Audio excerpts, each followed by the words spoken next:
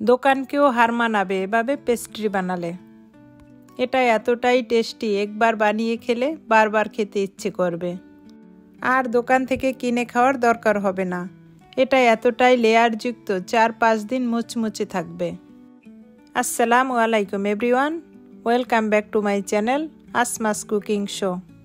চলুন আর কথা না বাড়িয়ে মূল রেসিপিতে চলে যাই। এখানে আমি হাফ কেজি কিমা গোশ নিয়েছি। কিমাটাকে আমি ধুয়ে পরিষ্কার করে নিয়েছি। আর এর সাথে নিয়েছি কিছুটা মাশরুম। এবার কিমাটাকে রান্না করে নিব। এই জন্য 2 চামচ পরিমাণ তেল দিয়েছি, সাথে দিয়েছি কিছুটা পেঁয়াজ কুচি। এবার দিয়ে দিব গরম মশলা। এখানে আমি একটা দারচিনি, 2টা তেজপাতা, 4টা এলাচ, একটা বড় এলাচ নিয়েছি। এখন স্বাদ মতো লবণ দিয়ে পেঁয়াজটাকে হালকা একটু ভেজে নেব। পেঁয়াজটা হালকা ভাজা হলে এখন আমি দিয়ে দিব 1 চামচ রসুন বাটা, 1 চামচ আদা বাটা। এখন আদা, রসুন, পেঁয়াজ একসাথে ভালো করে কষিয়ে নেব।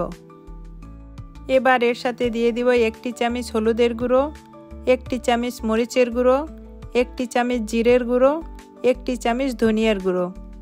সব মশলাগুলো আমি 1 চামচ করে দিয়েছি।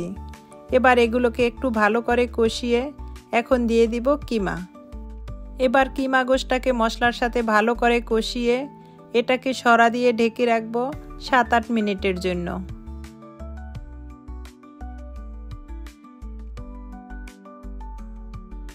7-8 মিনিট পরে আমি সরাটাকে উঠিয়ে এটাকে একটু ভালো করে নেড়েচেড়ে একটা টমেটোকে আমি ছোট ছোট পিস করে কেটে নিয়েছি, সেটাকে আমি দিয়ে দিব।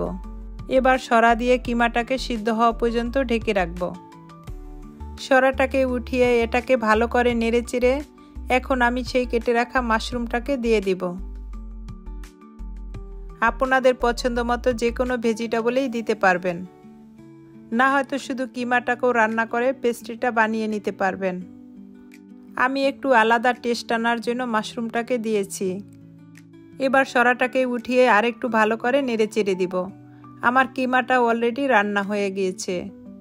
এবার আমি যেই মশলাগুলো দিয়েছি সেই মশলাগুলো একে একে আমি সব তুলে ফেলবো, কেননা পেস্ট্রিটা খাওয়ার সময় যদি মশলাগুলো দাঁতের নিচে পড়ে তাহলে পেস্ট্রির টেস্টটাই নষ্ট হয়ে যাবে। এখানে আমি একটা ফ্রোজেন পেস্ট্রি শিটের প্যাকেট নিয়েছি। এটাকে খুলে আমি একটু সময়ের জন্য রেখে দিব, তারপরে আমি পেস্ট্রিগুলো বানিয়ে দেখাবো।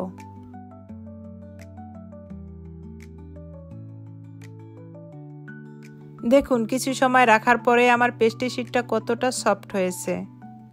এর উপরে কিছুটা ময়দা ছিটিয়ে এবার আমি এটাকে বেলে নিব। আমি স্কোয়ার সাইজের একটা রুটি বেলে নিব। রুটিটা যেন বেশি পাতলা না হয়।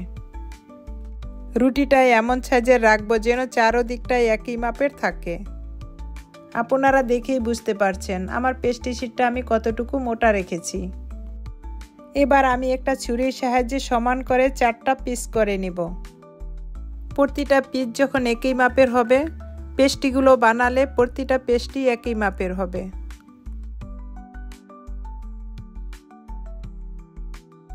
এবার প্রথমে একটা পিস থেকে আমি এভাবে ট্রায়াঙ্গল শেপ করে নিব। এখন এর ভিতরে দিয়ে দিব সেই কিমা পুরটা। এভাবে দিয়ে মুখটাকে হালকা একটু চেপে দিব। আমি কিন্তু পুরো সাইডটাকে আটকিয়ে ফেলি নাই, আপনারা দেখেই বুঝতে পারছেন। এবার আমি একটা ছুরির সাহায্যে মাঝখানে 3টা দাগ কেটে নেব। এই কাজটা আমি কিভাবে করেছি দেখেই বুঝতে পারছেন। আমি আগেই একটা বেকিং ট্রেতে বেকিং পেপার দিয়ে ট্রেটাকে রেডি করে রেখেছি। এবার আমি আরও একটা পেস্ট্রি বানিয়ে দেখাবো। এভাবে আমি একটা ট্রায়াঙ্গল শেপ করে একটা ছুরি দিয়ে এভাবে কেটে নিয়েছি।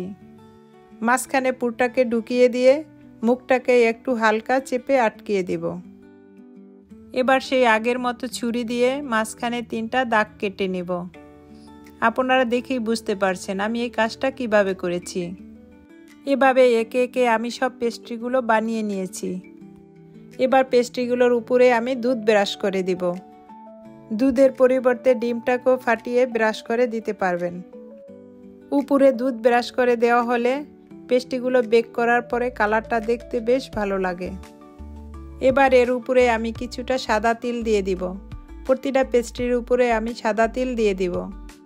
এটাও অপশনাল, আপনারা চাইলে এটাকে স্কিপ করতে পারবেন। তবে তিল দেওয়া থাকলে পেস্ট্রিটার টেস্টটা আরও বহুগুণে বেড়ে যায়। এবার এটাকে বেক করতে দিব।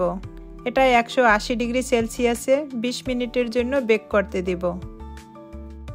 20 মিনিট পরে পেস্ট্রিটাকে বের করে নিলাম। দেখুন পেস্ট্রিটা কতটা সুন্দর হয়েছে। এটাকে একটু ঠান্ডা করে একটা সার্ভিং ডিশে তুলে নিব। এই পেস্ট্রিগুলো দেখতে যতটা সুন্দর তার থেকেও খেতে বেশি টেস্টি। এভাবে ঘরে যদি পেস্ট্রি বানানো যায় তাহলে বাহির থেকে আর পেস্ট্রি কিনে খেতে হবে না। এই পেস্ট্রিগুলো এতটাই মুচমুচে আর লেয়ারযুক্ত, একবার বানিয়ে খেলে বারবার বানিয়ে খেতে ইচ্ছে করবে। আমার এই রেসিপি যদি ভালো লাগে একটা লাইক দিয়ে আমার চ্যানেলটাকে সাবস্ক্রাইব করে আমার চ্যানেলের পাশে থাকবেন।